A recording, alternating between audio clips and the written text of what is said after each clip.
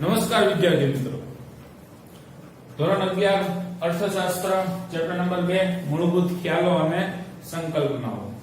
આમાં આપણે આજે નવો સવાલ જોઈએ એ પહેલા આપણે ગયા લેક્ચરમાં વસ્તુ અને સેવાનો તફાવત જોયો હતો. વસ્તુ એટલે શું, સેવા એટલે શું? તો પહેલા વસ્તુ એટલે કે જે માનવીની ભૌતિક જરૂરિયાત સંતોષે એને કહેવાય વસ્તુ, અને સેવા એટલે કે જે માનવીની અભૌતિક જરૂરિયાત સંતોષે એને કહેવાય સેવા. તો ભૌતિક જરૂરિયાત કઈ? કે જોઈ શકાય, સ્પર્શી શકાય, માપી શકાય.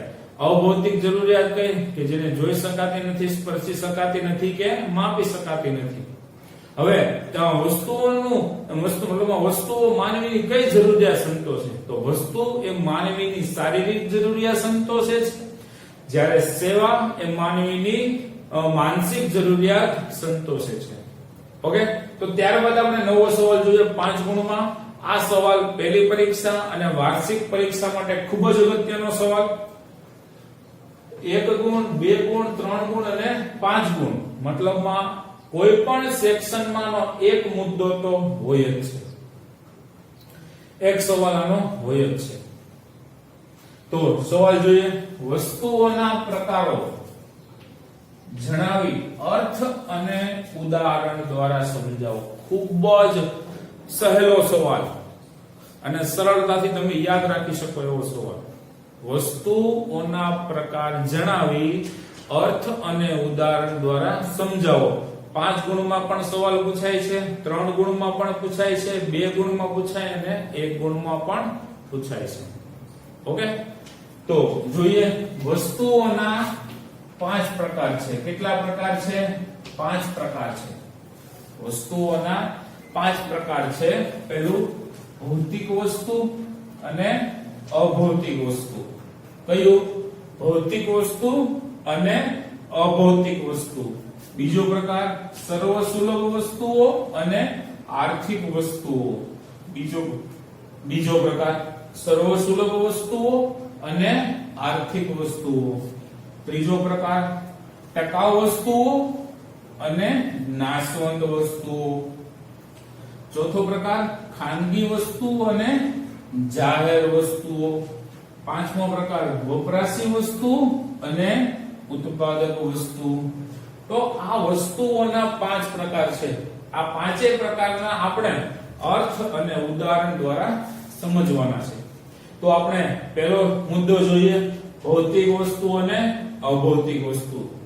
પહેલા મુદ્દો.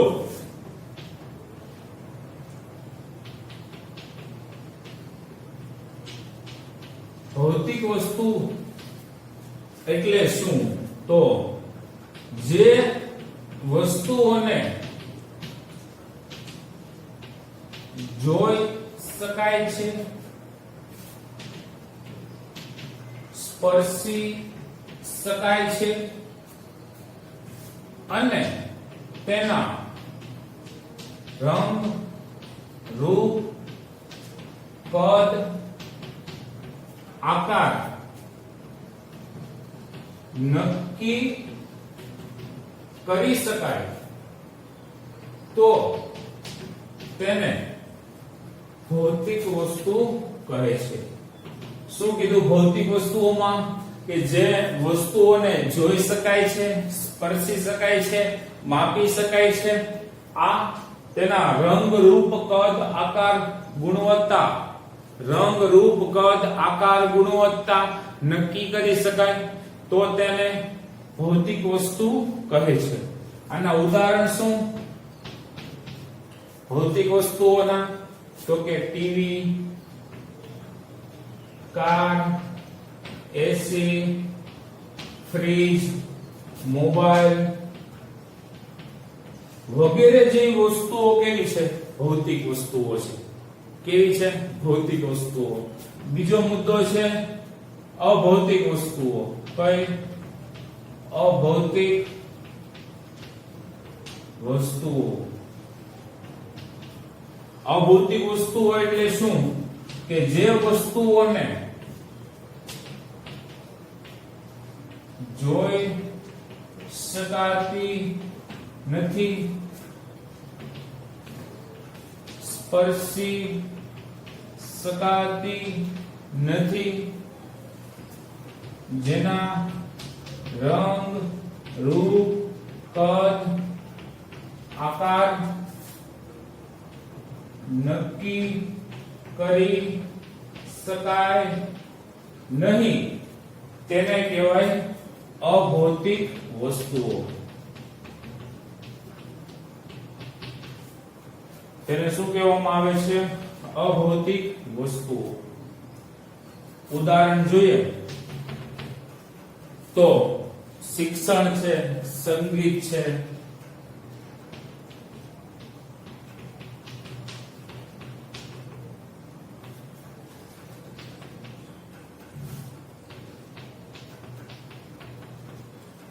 ડોક્ટરની સેવા છે. તો આ બધી વસ્તુઓ કેવી છે? અભૌતિક વસ્તુઓ છે. ભૌતિક વસ્તુઓ માનવીની કઈ જરૂરિયાત સંતોષે? તો કે શારીરિક જરૂરિયાત સંતોષે. જ્યારે અભૌતિક વસ્તુઓ માનવીની કેવી જરૂરિયાત સંતોષે છે? માનસિક જરૂરિયાત સંતોષે છે. તો આ આપણે જોયો મુદ્દા નંબર 1. હવે મુદ્દા નંબર 2 જોઈએ. કયો છે? સર્વસુલભ વસ્તુઓ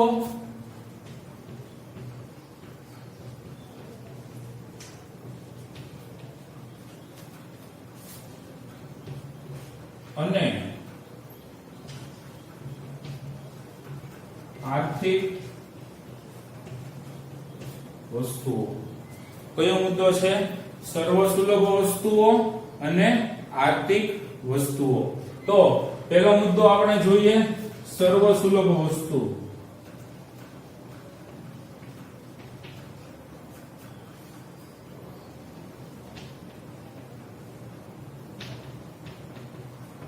સર્વસુલભ વસ્તુઓ એટલે શું? કે જે વસ્તુઓના પુરવઠા ઉપર કોઈનો અંકુશ ન હોય. જે વસ્તુઓના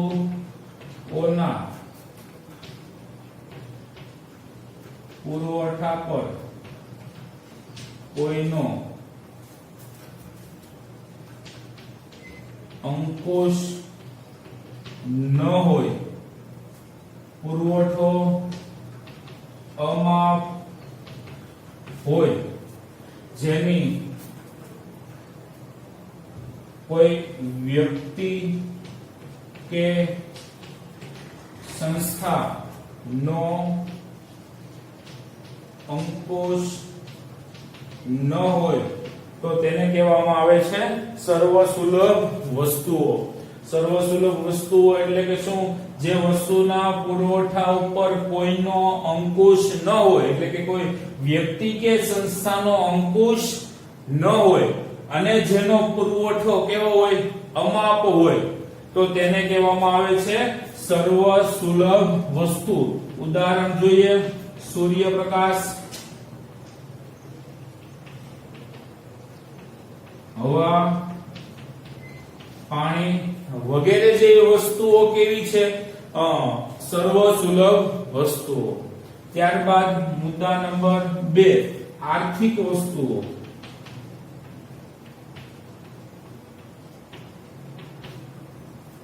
આર્થિક વસ્તુઓ કે જેના પુરવઠા ઉપર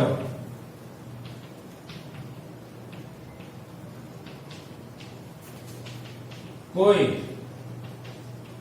વ્યક્તિ કે સંસ્થાનો અંકુશ હોય અને જેનો પુરવઠો માપી શકાતો હોય અને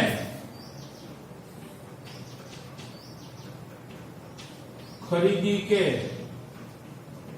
વેચાણ થઈ શકતું હોય, તો તેને કહેવામાં આવે છે આર્થિક વસ્તુઓ. કે જેના પુરવઠા ઉપર કોઈ વ્યક્તિ કે સંસ્થાનો અંકુશ હોય. જેના પુરવઠા ઉપર કોઈ વ્યક્તિ કે સંસ્થાનો અંકુશ છે, એટલે આપણે તેને પુરવઠા ઉપર અંકુશ રાખી શકીએ એટલે માપી શકીએ છીએ. કોઈ વ્યક્તિ કે સંસ્થાનો અંકુશ હોય, જો કોઈ ટીવી નું આર્થિક વસ્તુ છે એટલે કોઈ ટીવી, ફ્રીજ, એસી, મોબાઈલ નું ઉત્પાદન કરે છે તો ઈ વસ્તુઓનું ઉત્પાદન કરે છે એટલે એનો પુરવઠો કેવો છે? મર્યાદિત પ્રમાણમાં છે. એને માપી શકાય છે. એ વસ્તુઓને માપી શકાય છે એટલે કે વ્યક્તિ કે સંસ્થાનો શું છે એના ઉપર અંકુશ. હવે અંકુશ હોવાના કારણે એ વસ્તુ કે સેવાની શું ખરીદી આપણે શું કરી શકીએ છીએ? ખરીદી કે વેચાણ. એ વસ્તુ કે સેવાનું શું કરી શકીએ છીએ? ખરીદી કે વેચાણ કરી શકીએ છીએ. તો એને કહેવામાં આવે છે આર્થિક વસ્તુઓ. એનું ઉદાહરણ શું? ટીવી, મોબાઈલ, સોનું, ચાંદી, ઝવેરાત, હીરા, મોતી, મકાન છે. આ બધી વસ્તુઓ કેવી છે? આર્થિક વસ્તુઓ. ઓકે, તો આપણે બે પ્રકાર જોયા, ભૌતિક વસ્તુઓ અને અભૌતિક વસ્તુઓ, સર્વસુલભ વસ્તુઓ અને આર્થિક વસ્તુઓ. આ બે મુદ્દા આપણે જોયા. ઓકે, તો વ્યવસ્થિત 2 મિનિટ વાંચી લે.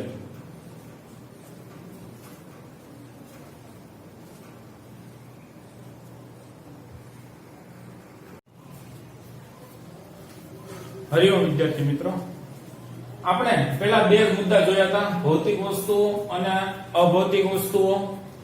બીજો મુદ્દો સર્વસુલભ વસ્તુઓ અને આર્થિક વસ્તુઓ.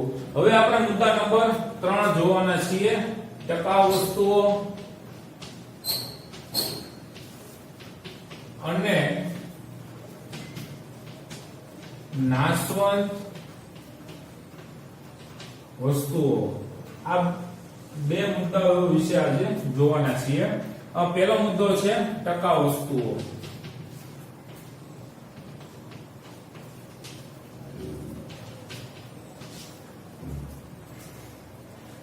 ટકાઉ વસ્તુઓ એટલે શું? કે જે વસ્તુઓનો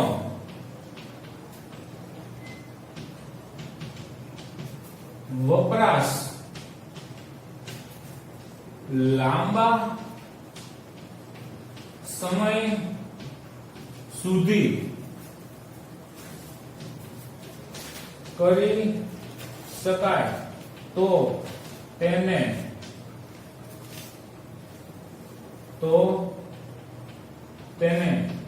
ટકાઉ વસ્તુઓ કહે છે.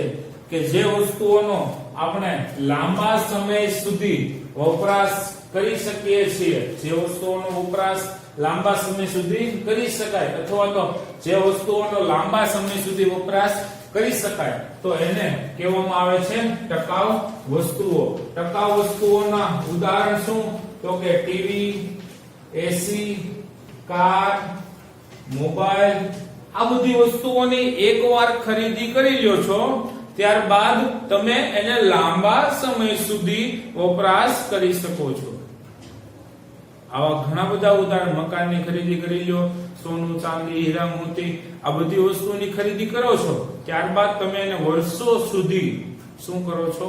વપરાશ કરો છો. ઓકે, બીજો મુદ્દો છે નાશવંત વસ્તુઓ. કઈ નાશવંત વસ્તુઓ? કે જે વસ્તુઓનો વપરાશ કરતાની સાથે જ જો અંત આવતો હોય,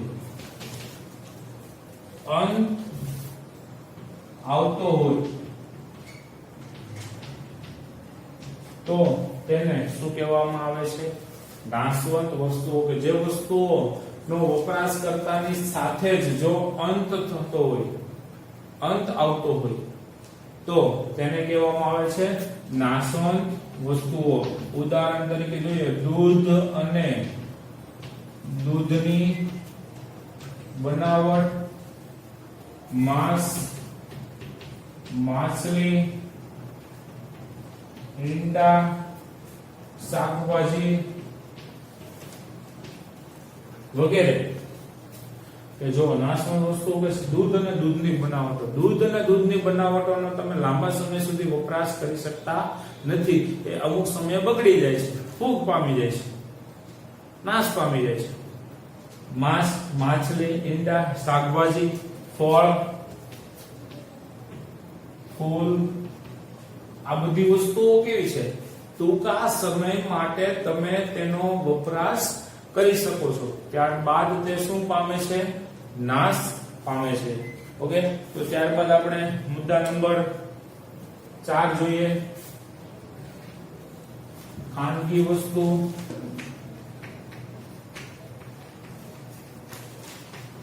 અને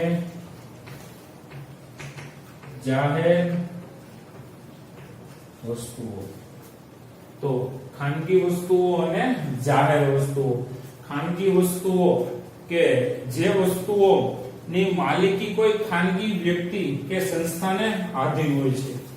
તો પહેલો મુદ્દો જોઈએ, ખાનગી વસ્તુઓ. ખાનગી વસ્તુઓ એટલે કે જે વસ્તુઓની માલિકી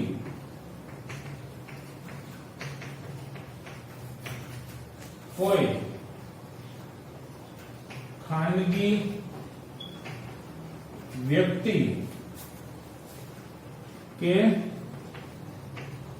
વ્યક્તિગત હોય અને તેનો વપરાશ કોઈ ખાનગી વ્યક્તિ જ કરતી હોય અને તેનો વપરાશનો નિર્ણય કોઈ વ્યક્તિ પાસે હોય અથવા તો કોઈ વ્યક્તિને આધીન હોય તો તેને કહેવામાં આવે છે ખાનગી વસ્તુઓ.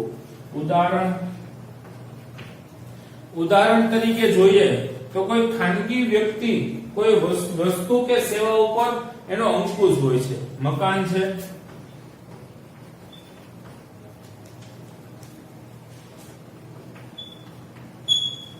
મોબાઈલ, કાર, આ બધી વસ્તુઓ છે ખાનગી માલિકીની હોય. ખાનગી વસ્તુઓમાં એક બીજી વસ્તુ કે તે સ્પર્ધાત્મકતા અને વંચિતતાનો ગુણ ધરાવે છે. શું? ખાનગી વસ્તુઓ સ્પર્ધાત્મકતા અને વંચિતતાનો ગુણ ધરાવે છે. સ્પર્ધાત્મકતા અને વંચિતતાનો ગુણ કઈ રીતે? તમે કોઈ બિસ્કિટ ખાવ છો તો તમે એ બિસ્કિટ ખાઈ ગયા તો ખાવ છો તો એની ઉપર તમારી જ માલિકી થઈ ગઈ. એ વસ્તુ બીજી કોઈ વ્યક્તિ ખાઈ શકતી નથી. એ વસ્તુથી એ વ્યક્તિ શું થઈ ગઈ? વંચિત. તમે જે મકાનમાં રહો છો એ મકાનની તમે ખરીદી કરી લીધી એટલે તમે એ વસ્તુના શું થઈ ગયા? માલિક થઈ ગયા. હવે બીજી કોઈ વ્યક્તિ એ મકાન ખરીદી શકતા નથી જ્યાં સુધી તમે એમ ન કહો કે મારે મકાન વેચવું છે ત્યાં સુધી. તો સ્પર્ધાત્મકતા અને વંચિતતાનો ગુણ કોણ ધરાવે છે? તો કે ખાનગી વસ્તુઓ. ત્યારબાદ ખાનગી વસ્તુઓ અને જાહેર વસ્તુઓ. જાહેર વસ્તુઓમાં શું? કે જે વસ્તુઓની માલિકી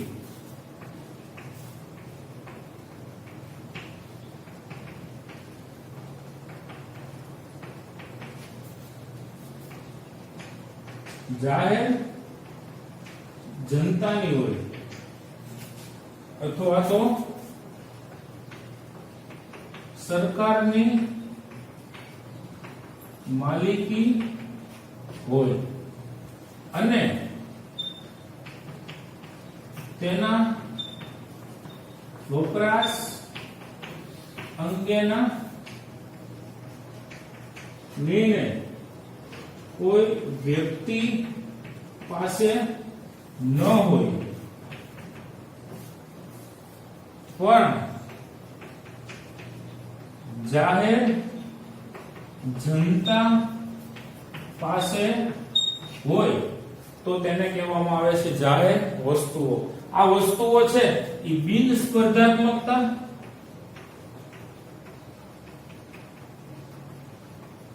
અને બિન વંચિતતા નો ગુણ ધરાવે છે. ઉદાહરણ જોઈએ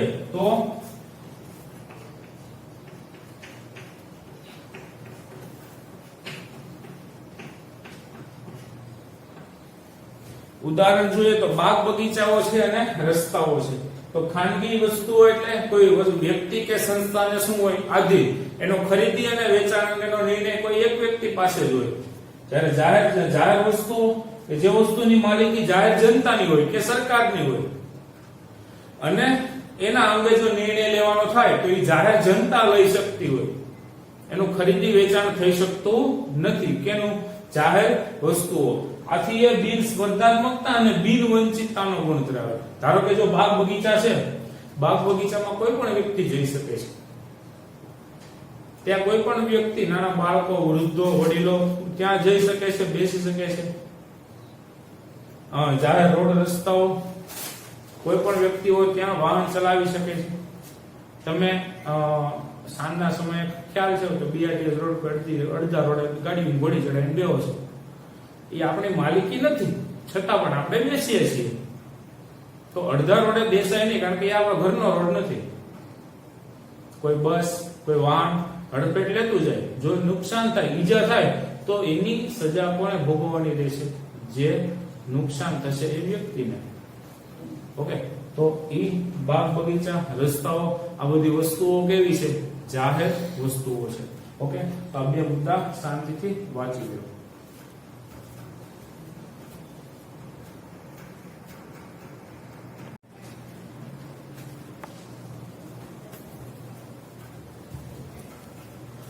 આપણે 4 મુદ્દા સુધી જોયું હતું.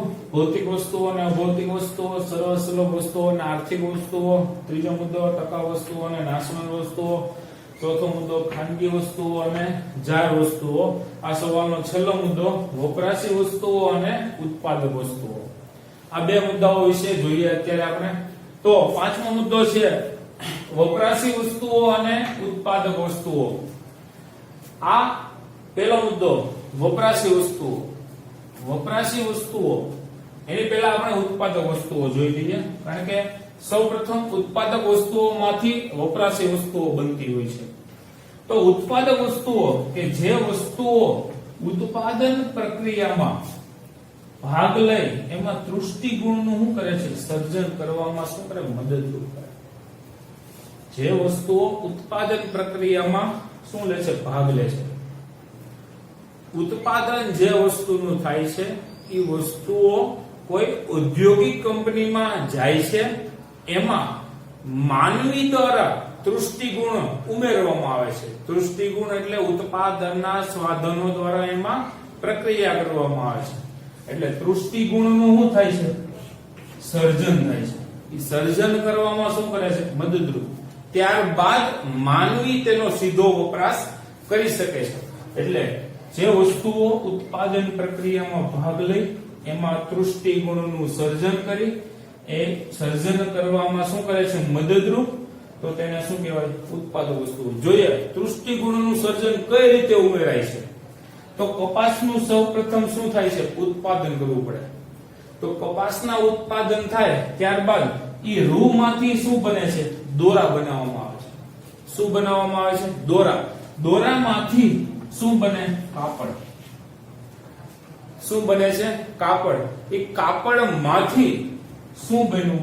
તૈયાર કપડા બનાવવામાં આવે છે. તો કપાસનું ઉત્પાદન એ કુદરત દ્વારા થાય છે, કુદરતી વસ્તુ છે. પણ એ રૂમાંથી દોરા બનાવવા એ માનવીનું સર્જન છે.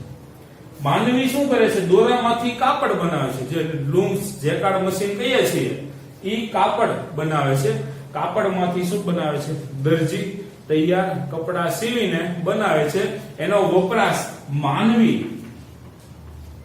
કેવો કરે છે? સીધો વપરાશ કરે છે. માનવી શું કરે છે? સીધો વપરાશ. પણ ઈ શેમાં આવશે? વપરાશી વસ્તુઓમાં.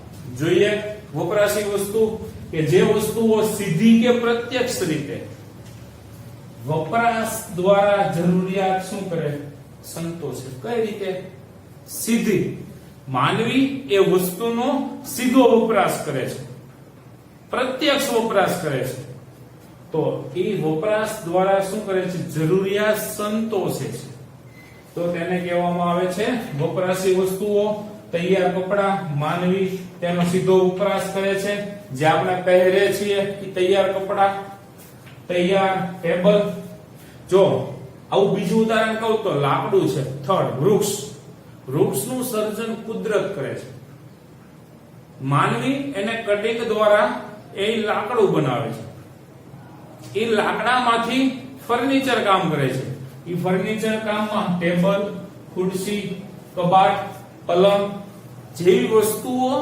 માનવી દ્વારા એમાં દૃષ્ટિકોણ ઉમેરો એટલે એનો સીધો અને પ્રત્યક્ષ વપરાશ કોણે કર્યો તો કે